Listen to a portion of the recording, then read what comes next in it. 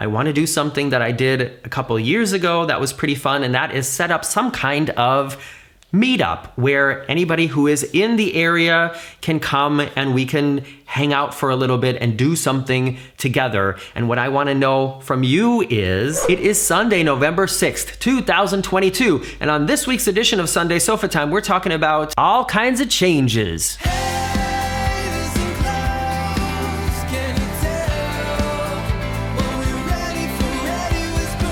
I hope you had a healthy, happy, safe, and warm Halloween. I hope you got all the candy that you wanted, or that your kids got all the candy that they wanted. I hope you had fantastic trick-or-treaters. We actually had some trick-or-treaters here too, which is always nice.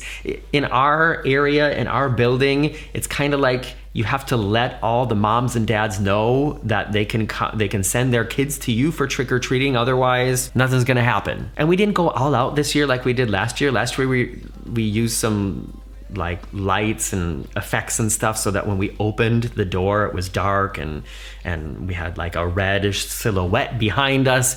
We didn't do that this year, but maybe we'll do it again next year. And I just wanted to say I hope you had a great Halloween too. Before I get into the main subjects of this video, and there's a couple things I want to talk about, so please stick around until the end because some of these things might be relevant to you. But I have to apologize to more than a handful of you, because YouTube has created a lot of new and different ways that we can connect with each other. Not only that I can see what it is you're interested in seeing, where you're from, and what other kind of things you like, but also ways that when you're watching YouTube, you can also let the creators know, the people like me, that you like what they're doing, like thumbs up. And they also created this thing called Super Thanks. So you can make a one-time donation to just about any channel you like nowadays by clicking on that when you're writing a comment, and then you choose how much you want to donate, and most of it goes to the creator and some of it goes to YouTube. Well, I knew that had happened, but I didn't know that in order to see if a comment was a super thanks, you have to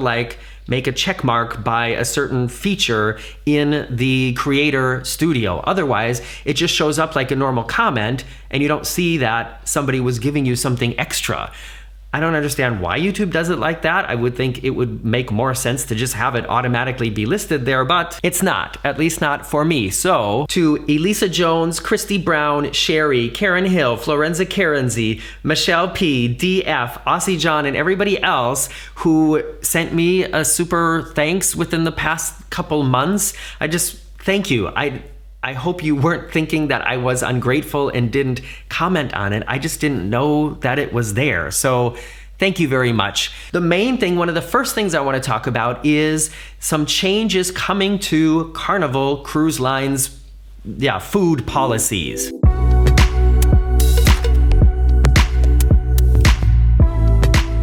If you watch other cruise content creators on YouTube, you have probably heard about this already. And if you have a Carnival cruise coming up anytime, I guess, starting January, you will have received a mail with these changes. And it's something that I've seen pop up now on CruiseTube, and I've seen it also in the forums and things like that. And I thought it would be interesting to sit down and talk about this to let you know what I think about it. And I would also like to know what you think about it as well. So if you haven't heard of this, Carnival has announced some changes to the way that the food that is usually included on board will be priced, I guess.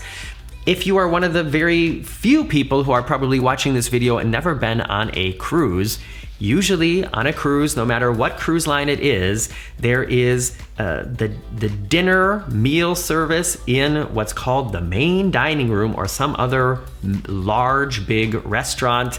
Usually it's not called the main dining room anymore. They have like certain names for them, but the tradition goes way back. And usually the menu that is offered in this main dining room changes every night, and you can order as much of whatever it is you want, and it is included in the price of your cruise. Some people would say it's free.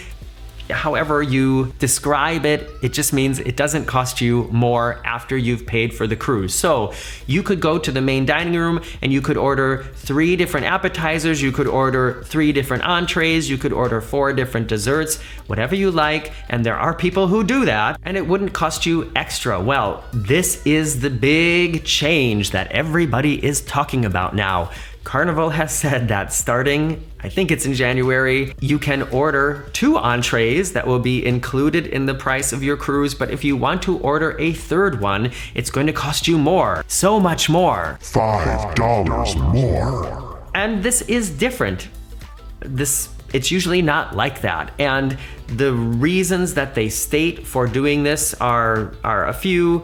They talk about supply chain issues. They talk about trying to make the impact of the current world economy, have it be less of an impact on the vacationers. And they also talk about how just important it is to make sure that they do their part to reduce waste. And I can totally understand that, and I think that especially is a really good reason. I think when some people go on a cruise or any kind of all-included vacation, the fact that these things are included and are free makes you kind of forget about kind of all of our responsibility, you know what I mean? Some people then will take more stuff from the buffet than they know they can possibly eat just because they want to try a little bit of it. Some people will order 3 or 4 appetizers, 3 or 4 main dishes, and then just try a little bit of them, and then, it all gets thrown away. Of course, you didn't pay extra for it. It's not like going to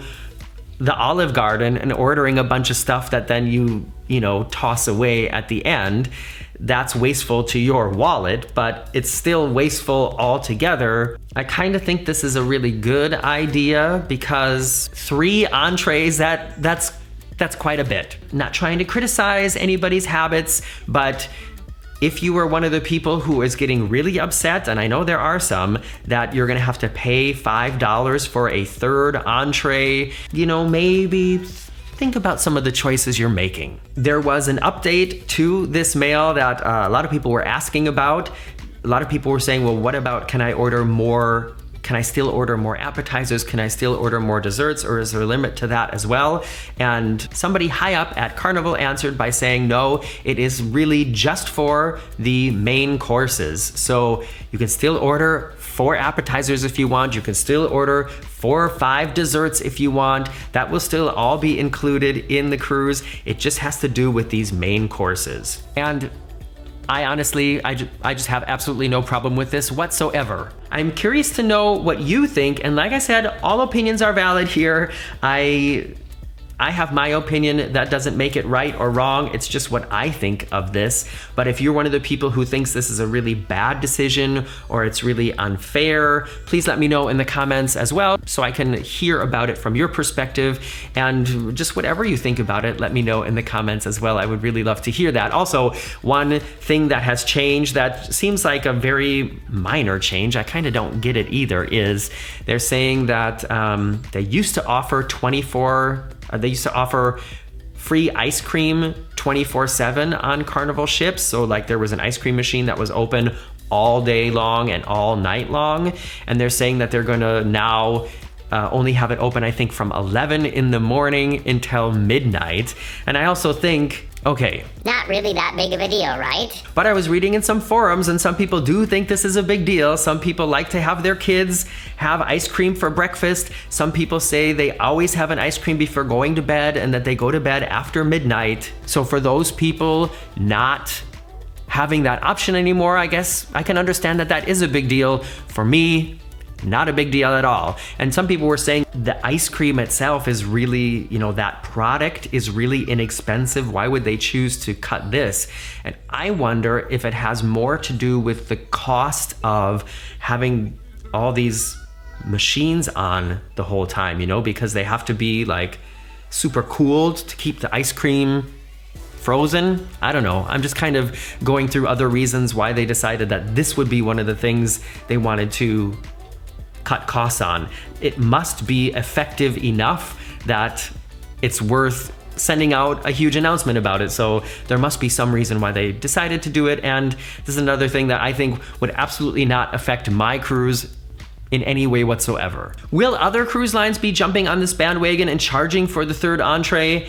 I don't know. Like I said, I don't think I'd have a big problem with it, and I could totally understand if they do it as well. I would prefer that that is a way that they try to recuperate some of the losses that are happening because of these supply chain issues and because of the current state of the world economy and things like that. I would rather have it be something like that than just altogether the prices go up, but we are still allowed a third entree if you want one. So that's a little cruise news for you here on the Very Unofficial Travel Guides. And now I want to tell you about some things that I'm personally planning, some things that I'm changing or that will change that I wanted to let you know about. And I'm going to do that right after this commercial break. Did you get one? What was it about? Write it in the comments below. Okay, one of the first things I want to talk about here is a change in the ways that you can support the Very Unofficial Travel Guides here on YouTube. One of the easiest things you can do is just always write a comment and press thumbs up. Also, make sure you're subscribed if you haven't checked in a while or if you haven't done it yet. YouTube is still always unsubscribing people. Don't know why, so just take a look down there and press the thumbs up while you're there. And like so many other creators, I also have Patreon. I also have this book that I wrote, and I have a store on Teespring, or it's now just called Spring, where I have been selling towels and t-shirts and tote bags and things like that. Over the years that I've had this, quite a few of you have purchased things from those, and sometimes I get pictures from you of you wearing your shirt from there or spreading your towel out on a deck chair to reserve it. And those kind of things always put a huge smile on my face. And I'm really happy that that's a way that we have had to connect with each other and a way that you have been able to help support and give me a little extra help here to just keep the Very Unofficial Travel Guides traveling.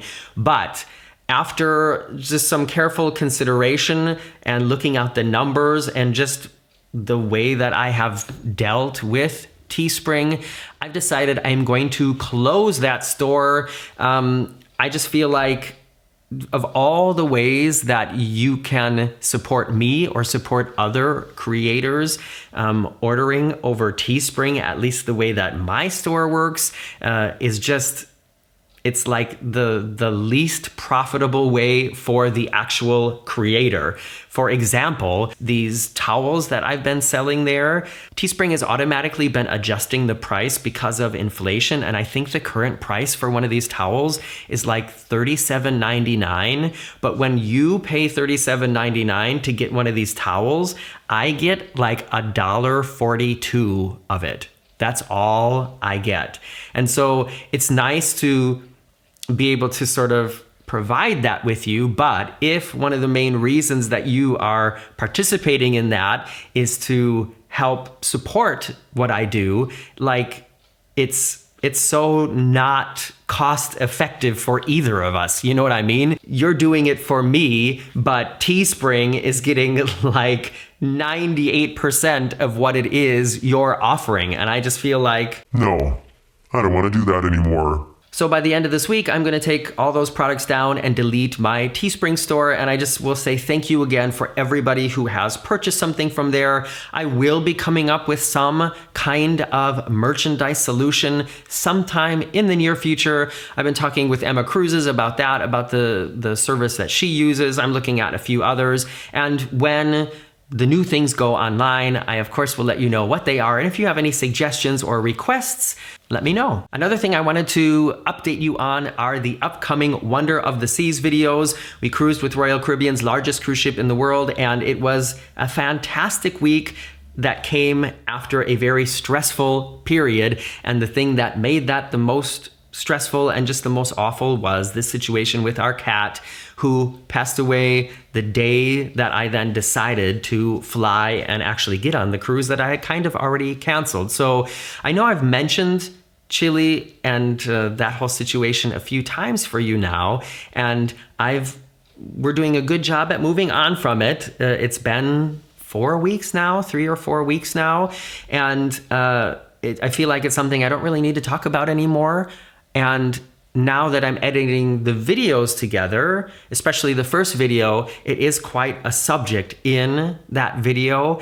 And I just wanted to let you know, like, just please remember that when I recorded that video, it had just happened the day before.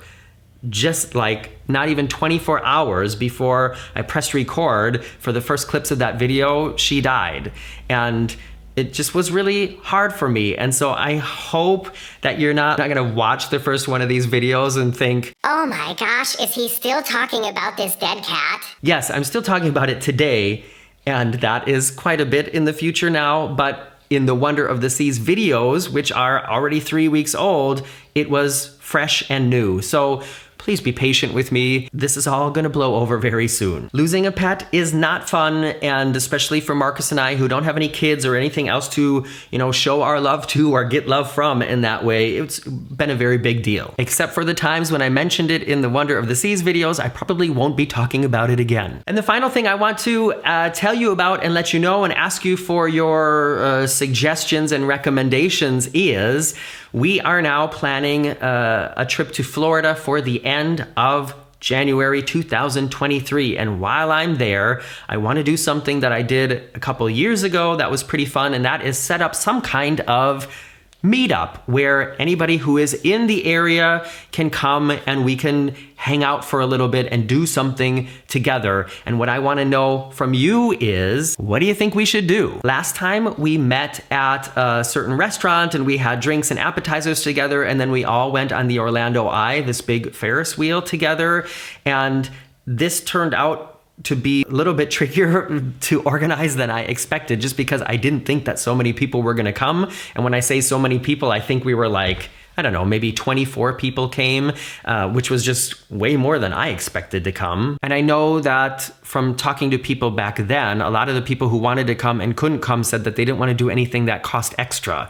And I can understand that, but depending on what it is we do and how we set it up, we all might have to pay a little something for it, even if it's just for your own entrance to whatever it is that we do, or the cost of your food and drinks. You know what I mean?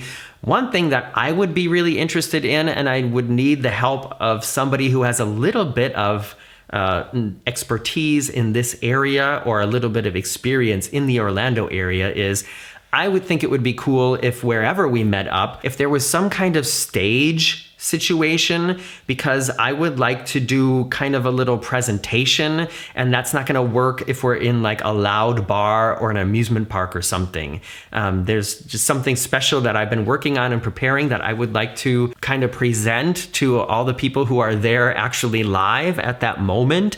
And in order to do that, I'm going to need, kind of like a small stage setting, like a comedy club, or how some locations have like an extra room for banquets and things like that. So if you have any connections or any suggestions to something like that in the Orlando area, like comedy club, banquet room, small meeting area that has a bar and restaurant attached to it or something, let me know in the comments as well. So we can work something out. And altogether, I'm just interested in knowing, would you be interested in meeting up to sort of hang out and talk about traveling and cruising and do something silly? I don't know. I would love to meet a lot of you, as many who could come, and I think we would have a good time. And that's it for this week's Sunday Sofa Time. Comment on your comments. We'll return next week. In the meantime, you can look forward to the upcoming final video from Virgin Voyages, where I show you some pier runners, and then the first video from The Wonder of the Seas, where I talk about what it's like to spend the night sleeping in an airport. Both of those videos will be going online this week. See you soon.